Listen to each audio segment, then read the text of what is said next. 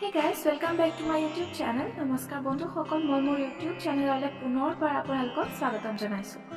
Then guys, আজি মই আপোনালোকৰ ওচৰলৈ লৈ আনিছো আত্মসন্মান, যেটো ইংৰাজীত কোৱা হয় self respect. Then guys, মোৰ যদি প্ৰতিটো ভিডিও চাই আপোনালোকে ভাল পায় তেনেহলে লাইক কমেন্ট কৰি দিব আৰু যি সকলে প্ৰথমবাৰৰ কাৰণে চাইছে তেওঁলোকে সাবস্ক্ৰাইব কৰি ওচৰত থকা বেল আইকনটো প্ৰেছ কৰি দিব। Then guys, এতিয়া আগবাঢ়ো বলক। আত্মসন্মান বা আত্মমৰ্যাদা শব্দৰ প্ৰকৃত অৰ্থনো কি? ই আন একোৱে নহয়, নিজৰ সম্পৰ্কে মানুহৰ নিজা বিশ্বাস। নিজৰ সম্পৰ্কে আপোনাৰ ধাৰণানো কি? আপুনি বাৰু নিজকে সন্মান কৰেনে? আপুনি বাৰু নিজকে শ্ৰদ্ধা কৰেনে? নিজৰ বিষয়ে উচ্চ ধাৰণা পোষণ কৰেনে? মানুহৰ নিজৰ সম্পৰ্কে যদি উচ্চ ধাৰণা নাথাকে অথবা নিজৰ প্ৰতি তেওঁৰ কোনো শ্ৰদ্ধাৰ ভাৱ নাথাকে তেনেহলে ধৰি ল'ব লাগিব যে তেওঁৰ আত্মসন্মানবোধ অত্যন্তই দুৰ্বল। জীৱনৰ বিভিন্ন ক্ষেত্ৰত আপুনি নিজৰ সম্পৰ্কে ভিন ভিন ধাৰণা পোষণ কৰাটো একো অস্বাভাৱিক কথা নহয়। কোনোবা ক্ষেত্ৰত আপুনি হয়তো নিজকে খুব বেছি যোগ্য বুলি ভাবিব পাৰে, আকৌ আন কোনোবা ক্ষেত্ৰত আপোনাৰ নিজৰ যোগ্যতা সম্পৰ্কে সংশয় দেখা দিব পাৰে। মানুহৰ জীৱনত এইটো এটা ডাঙৰ দুৰ্ভাগ্য যে এই শেষৰ পৰিস্থিতিটোৱেই নিজৰ অৰ্থাৎ নিজৰ যোগ্যতা সম্পৰ্কে সংশয় প্ৰকাশ কৰাটোৱে প্ৰভাৱশালী হৈ উঠে। সেয়ে এই দুৰ্বলতাক জয় কৰাৰ বাবে আমাৰনো কি কৰণীয় সেই বিষয়ে চিন্তা চৰ্ম কৰিব লাগিব। প্ৰথমতে আপুনি এটি কথা ভালদৰে বুজি ল'ব লাগিব, সেইটোৱে হ'ল আত্মসন্মান বা আত্মমৰ্যাদাবোধ, অৰ্থাৎ নিজৰ সম্পৰ্কে ইতিবাচক ধাৰণা, নিজৰ যোগ্যতা স্বীকৃতি প্ৰদান। নিজৰ প্ৰতি তেনে এটা ধাৰণা পোষণ কৰিব পাৰিলেহে আপুনি জীৱনত প্ৰতিষ্ঠা লাভ কৰিব পাৰিব। সীমিত মাত্ৰাত আত্মপ্ৰশংসা এটা ধনাত্মক কাম। তাক যদি মাত্ৰাৰ ভিতৰতে ৰাখি কৰিব পৰা যায় তেন্তে ব্যক্তিৰ কৰ্মদক্ষতা বৃদ্ধি পায়, মানুহ কৰ্মোদ্যোগী হৈ উঠে। সেয়ে আপুনি নিজৰ যোগ্যতা বৃদ্ধিৰ বাবে সীমিত মাত্ৰাত নিজকে নিজৰ নানান কামৰ বাবে প্ৰশংসা কৰিব পাৰে। আমাৰ জীৱনৰ এইটো এটা অস্বাভাৱিক ঘটনা হ'ল যে আমি মাজে মাজে নিজৰ যোগ্যতা সম্পৰ্কে আস্থা প্ৰকাশ কৰোঁ। এনে হোৱাৰ কাৰণনো কি? ইয়াৰ এটা কাৰণ এনেকুৱা হ'ব পাৰে যে আপুনি নিজকে কৰিবলগীয়া কামটোৰ পৰিপ্ৰেক্ষিত বিচাৰ কৰাৰ সলনি আন কোনোবা ডাঙৰ মানুহৰ সৈতে নিজৰ যোগ্যতাৰ তুলনা এনেদৰে নিজকে মানৱ জাতিৰ অংগ হিচাপে ভাবিবলৈ সক্ষম, কাৰণ আপুনি স্বাভাৱিকতে সেই ৰিজনিত আপুনি নিজকে আন এজন মানুহে যি কৰিব পাৰে আপুনি তাক কৰিব নোৱাৰিবই।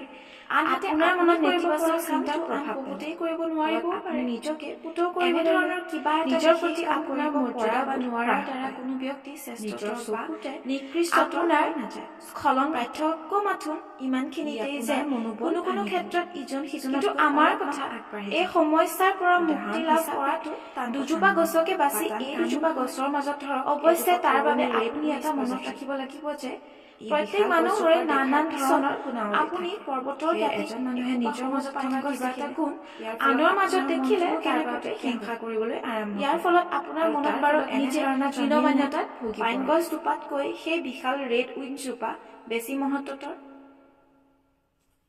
আশা কৰো আপোনাৰ মনত আপুনি কিয় পাহৰি যায় যে সেই নিৰ্দিষ্ট গুণাৱলী বিশিষ্ট মানুহজন চব এনাৰ নিৰ্দিষ্ট সময়তহে দেখিছে। তদুপৰি গছ দুজোপাৰ প্ৰতি চালে দেখিবলৈ পাব বয়স ইত্যাদি মানুহজনৰ গাত থকা গুণ সকলো বেলেগ নথকাৰ দৰে অলপ সিহঁতৰ মাজত আকাৰগত গঠনো পৃথক পৃথক। সেই গুণৰ বিশিষ্ট মানুহজনৰ গাত তুলনা কৰি লাভ নাই, যিবোৰ আপোনাৰ এইখিনিতে কৈ থোৱা ভাল যে নিজৰ ক্ষেত্ৰত দুজোপা গছৰে মুঠতে আপুনি এই কথা সদায় মনত ৰাখিব যে পাইনজোপা যেনেদৰে থিয় হৈ থাকিব পাৰিছে সৰ্বগুণ বিশাল ৰেড উইড জোপা প্ৰত্যেকৰে মাজত তেনেদৰে নোৱাৰি কিবা বাগৰি পৰিলেহেঁতেন। সেইটো পাইনজোপাৰ লানি দেহাৰ প্ৰকৃতিয়ে তেনেদৰে থিয় হৈ ৰাখিব সৃষ্টি নকৰে। আমাৰ জীৱনৰ চাবলৈগাও পৃথিৱীৰ সমানে প্ৰতিগৰাকী মানুহৰে নিজৰ ঠাইত আমি সকলোৱে অসম্পূৰ্ণ ওপৰত আলোচিত গছজোপাৰ দৰে। আপুনি যেতিয়া দুজন মানুহক দেখিব তেতিয়া আপুনি তেওঁলোকক দুজন মানুহ হিচাপে আপুনি সমগ্ৰ মানৱ জাতিৰ দুয়োকে সনাপটোকা কৰি নেপেলাব। পৃথিৱীৰ কোনো মানুহ যদি তেওঁলোকক দুজনৰ মাজতে পাৰ্থক্যখিনি মুচি পেলাই দুয়োকে একাকাৰ কৰে তেনেহলে তেওঁলোকৰ নিজৰ বৈশিষ্ট্য সমান নষ্ট হৈ সমতাবদ্ধ। মনত ৰাখিব এই পৃথিৱীত প্ৰতিগৰাকী মানুহে আপোনাৰ আনৰ সমতুল্য সম্পন্ন ব্যক্তি। সেই ইজনৰ লগত সিজনৰ নানান ধৰণৰ অবিচ্ছেদ্য অংগ সেই কথাটো মানুহে নিজৰ নিজৰ ক্ষেত্ৰত দক্ষতা সম্পন্ন নিপুণ আপুনি যেতিয়া কথাবোৰ এনেদৰে চাব পাৰিব মানুহৰ বৈচিত্ৰ্যৰ কথাবোৰ অন্তৰেৰে মানি ল'ব পাৰিব তেতিয়া আপোনাৰ মনত কোনো প্ৰতিযোগিতাৰ কথা আৰু উদ্ভৱ নহয় আগতে কৈ অহা হৈছে প্ৰতিগৰাকী মানুহৰ মাজতে কিবা নহয় কিবা গুণ থাকে আপোনাৰ মাজত যি গুণ আছে সেই গুণ আন বহুতৰে মাজত নাথাকিব পাৰে নথকাটোৱে স্বাভাৱিক এই কথাটো সকলোৰে বাবে মনত ৰাখিবলগীয়া কথা আনহাতে এনেও দেখা গৈছে কাৰোবাৰ মাজত থকা বিশেষ গুণবিধ আপোনাৰ মাজত নাই তেনেহলে ইয়াৰ অৰ্থ বাৰু এই নেকি যে প্ৰথমটো ক্ষেত্ৰত আপুনি এজন মহান ব্যক্তি আৰু দ্বিতীয় ক্ষেত্ৰত এজন নিম্ন শ্ৰেণীৰ ব্যক্তি এনেদৰে নিজকে মানৱ জাতিৰ অংগ হিচাপে ভাবিবলৈ সক্ষম হলে আপুনি এই কথাও বুজিবলৈ সক্ষম হ'ব যে আন এজন মানুহে যি কৰিব পাৰে আপুনি তাক কৰিব নোৱাৰিবও পাৰে আনহাতে আপুনি কৰিব পৰা কামটো আন বহুতেই কৰিব নোৱাৰিবও পাৰে এনেধৰণৰ কিবা এটা বিশেষ কাম কৰিব পৰা বা নোৱাৰাৰ দ্বাৰা কোনো ব্যক্তি শ্ৰেষ্ঠতৰ বা নিকৃষ্টতৰ হৈ নাযায় পাৰ্থক্য মাথোন ইমানখিনিতেই যে কোনো কোনো ক্ষেত্ৰত ইজন সিজনতকৈ অলপমান আগবাঢ়ি থাকে উদাহৰণ হিচাপে দুজোপা গছকে বাছি এই দুজোপা গছৰ মাজত ধৰক এজোপা পুৰণি ৰেড উইচ প্ৰজাতি এই বিশাল গছজোপাৰ দেখাৰ পিছত আপুনি পৰ্বতৰ দাঁতিত এসোপা সৰু পাইন গছ দেখিলে ইয়াৰ ফলত আপোনাৰ মনটোনো কেনে প্ৰতিক্ৰিয়া হ'ল ইয়াৰ ফলত আপোনাৰ মনত বাৰু এনে ধাৰণা জন্মিল নে পাইন গছ দুপাতকৈ সেই বিশাল ৰেড উইন জোপা বেছি মহত্বৰ আশা কৰো আপোনাৰ মনত এনে ধৰণৰ বিভ্ৰান্তৰ উদ্ভৱ নহল কিয়নো আপুনি মাত্ৰ দুজোপা গছক এটা নিৰ্দিষ্ট সময়তহে দেখিছে তদুপৰি গছ দুজোপাৰ প্ৰতিষ্ঠান বয়স ইত্যাদি বা প্ৰজাতি সকলো বেলেগ বেলেগ ফলত সিহঁতৰ মাজত আকাৰগত গঠনো পৃথক পৃথক সেয়েহে সিহঁতৰ ইটোৰ সিটোৰ মাজত তুলনা কৰি লাভ নাই এইখিনিতে কৈ থোৱা ভাল যে নিজৰ নিজৰ ক্ষেত্ৰত দুজোপা গছৰে বিশেষত্ব আছে পাহাৰৰ এঢলীয়া ঠাইত পাইনজোপা যেনেদৰে থিয় হৈ থাকিব পাৰিছে বিশাল ৰেড উইড জোপা কিন্তু তেনেদৰে নোৱাৰিলে সি বাগৰি পৰিলেহেঁতেন পাইনজোপাৰ লানি দেহাৰ বাবে ই তেনেদৰে থিয় হৈ থাকি ৰাখিব পাৰিছে আমাৰ জীৱনৰ বেলিকাও এই কথা সমানেই প্ৰযোজ্য নিজৰ নিজৰ ঠাইত আমি সকলোৱে যথাযথ ওপৰত আলোচিত গছজোপাৰ দৰে আপুনি যেতিয়া দুজন মানুহক দেখিব তেতিয়া আপুনি তেওঁলোকক দুজন মানুহক পৃথক পৃথক হিচাপে গণ্য কৰিব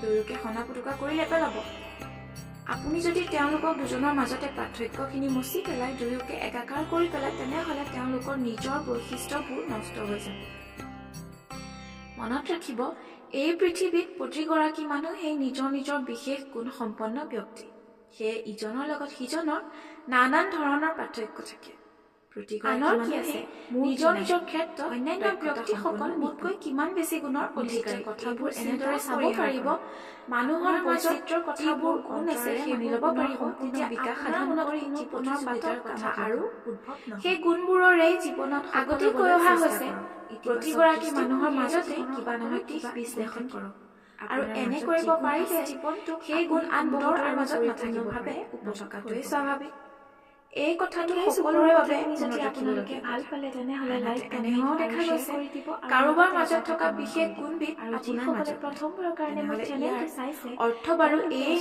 যে প্ৰথমটো ক্ষেত্ৰত আপুনি এজন মহান ব্যক্তি আৰু দ্বিতীয় ক্ষেত্ৰত এজন নিম্ন শ্ৰেণীৰ লোক হিচাপে এতিয়া মই বিদায় লৈছো